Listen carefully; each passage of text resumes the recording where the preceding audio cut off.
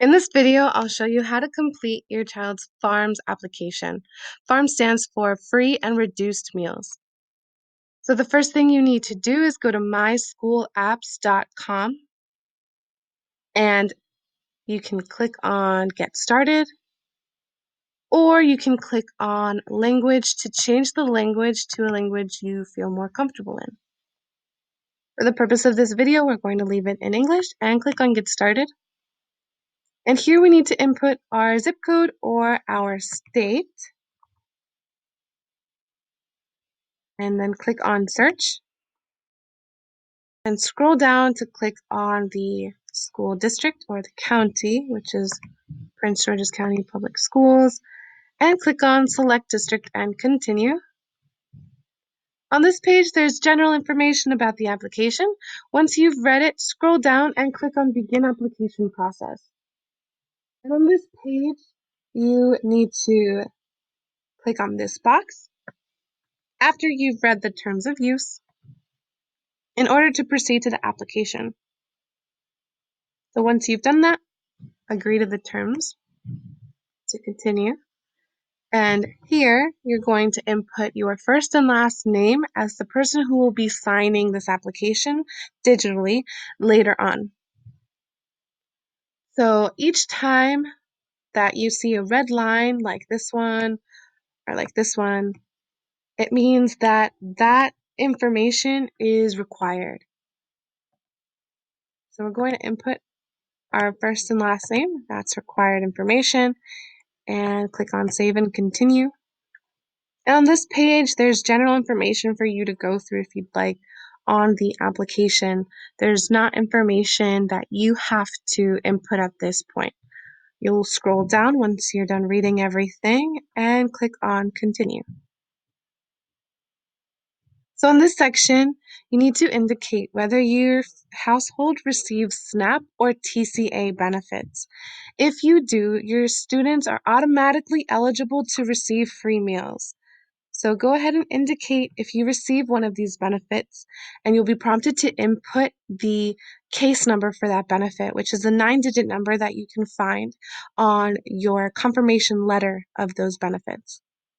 As you can see, this is a required field, as is this one. For the purpose of this video, we're going to indicate that the household does not receive such benefits and continue. So the address information is optional. There's no red line indicating that this is required information, but it's suggested that you provide this information because it does help process the application faster. So input your street that you live on. If you live in an apartment, you would input that information here.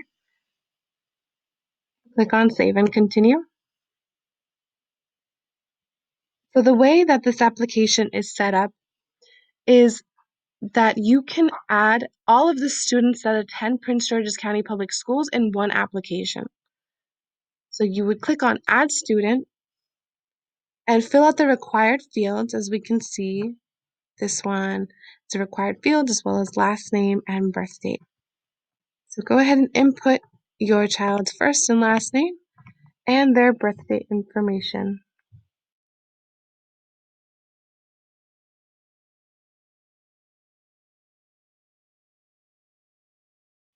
These fields, as you can see, they're not required, but it's suggested that you fill them out. Same with student number, school, and grade. If you provide student number, school, and grade, it helps to process the application faster, but if you don't have it, that's okay. If you don't have your student number, you can find it on your child's report card. It starts with a 100. If you don't have it, again, that's okay. You can at least input the name of the school that your student attends and the grade that they're in. Scroll down. This question is not required, so you would click on Save and Continue. Review the information that you input for your student. And if you only have one student that attends Prince George's County Public Schools, you would click on Done Adding Students here. But if you have, let's say, a student that goes to Buck Lodge, you would click on Add Student. Input that student's information, first, last name, and birth date. Then this is suggested information here. And again here, if you don't have the student number, that's okay. At least input the school name and the grade the student is in. Scroll down, click Save and Continue. So once you're done adding all of your students, you would scroll down and click on Done Adding Students, and a pop-up comes up asking you to confirm that there is no student income. So because our students are elementary and middle school age children, they shouldn't have student income. This most applies to high school students who might have a job. So for our students, we're going to indicate that there's no student income. And here on this page, you need to indicate any children that live in the household that are not students. So let's say I have a 2-year-old at home. I would click on Add Child. If this section doesn't apply to you, you would click on Done Adding Children here. Let's say I have a 2-year-old. I would click on Add Child and add their name, their last name. These are suggested fields that you can fill out and save and continue. I'm going to say that my 2-year-old does not have income. Make sure the information is correct. If you have more than one child that is not a student, you would add their information. If you're done, you would click on Done Adding Children. So go ahead and scroll down and indicate which one of these applies to you. I am an adult member of this household or a legally emancipated minor and head of the household.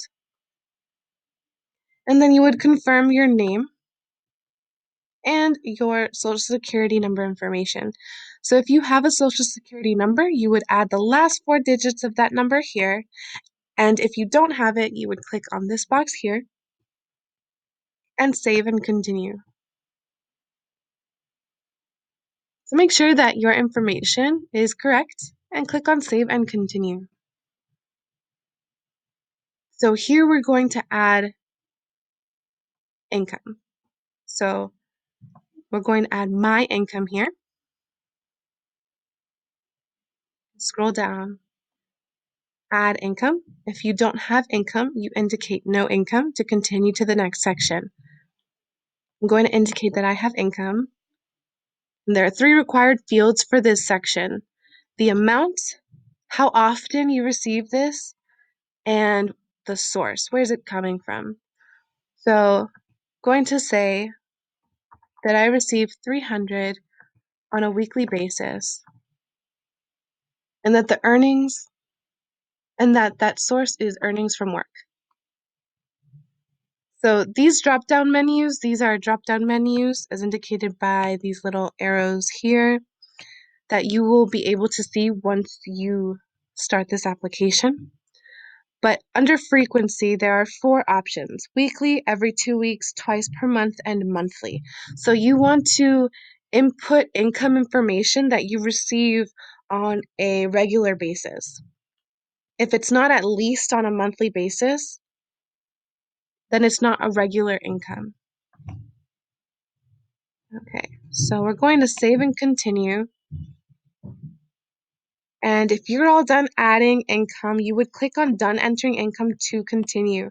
But let's say that I have another source of income. I would click on Add Income. I would click on indicate the amount and the frequency that I receive the income. And under Source, there are several options that you can choose to indicate where this income comes from. Again, you will have access to these drop-down menus once you're actually doing the application. But some of these options are earnings from work, public assistance, pension/retirement/IRA, child support, alimony, Social Security, dividends, securities, unemployment. So if one of these applies to you, you would choose those. But if there's an income you receive that you're not sure how to categorize and none of the options really fit, you would pick miscellaneous slash other and click save and continue. So once you're done adding your income, you would scroll down and click on done entering income. And then you would add any household members here. If there are no household members and it is just you and the children you indicated in the application before, you would click on done adding household members. Let's say that I have a household member. I would click on household member.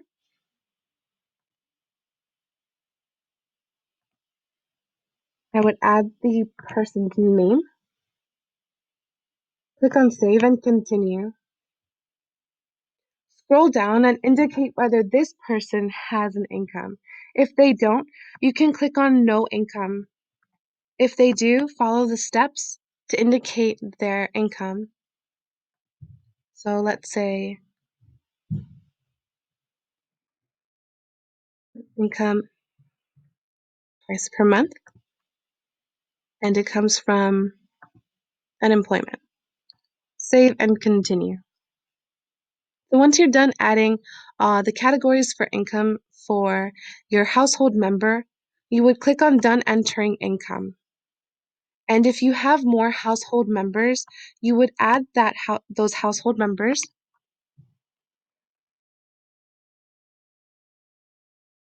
First and last name,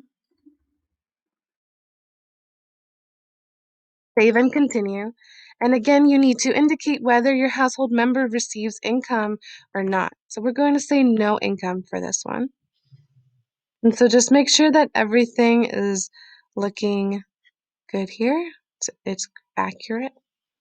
Scroll down, click on done adding household members. This section, this contact information section, as you can see, these are not required fields, but it is suggested that you at least input one of these, either email or a phone number. Once you have, you can scroll down and there's an information disclosure. You can leave these questions answered how they are, or you can read the text here in this gray box to answer these questions how you'd like to. Otherwise, you can leave them how they are and scroll down. And there's an optional ethnicity question. You can answer it if you'd like to, and then click save and continue. So on this page, you need to review that all the information you provided is accurate and scroll down, scroll through just to make sure everything is correct.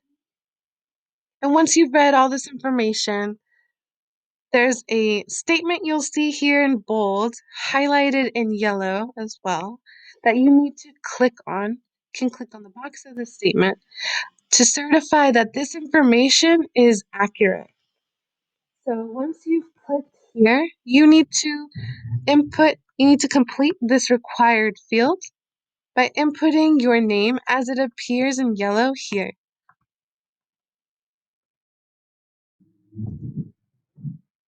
Once you've done that, you need to go ahead and click on Submit My Application. So once you've submitted your application, it'll take you to a screen that looks like this, where you'll see your reference number and an option to print and view your application. Go ahead and click on Print View Application, and it'll take you to a page that looks like this, where you'll see your application number, and right underneath that, you'll see anticipated status. It'll give you one of three: paying, reduced, or free. So go ahead and screenshot this if you're doing this on your phone, or keep this for your records. And once you've done that, you are all done with the FARMS application. I hope this video was helpful to you, and if you have any questions, please feel free to reach out.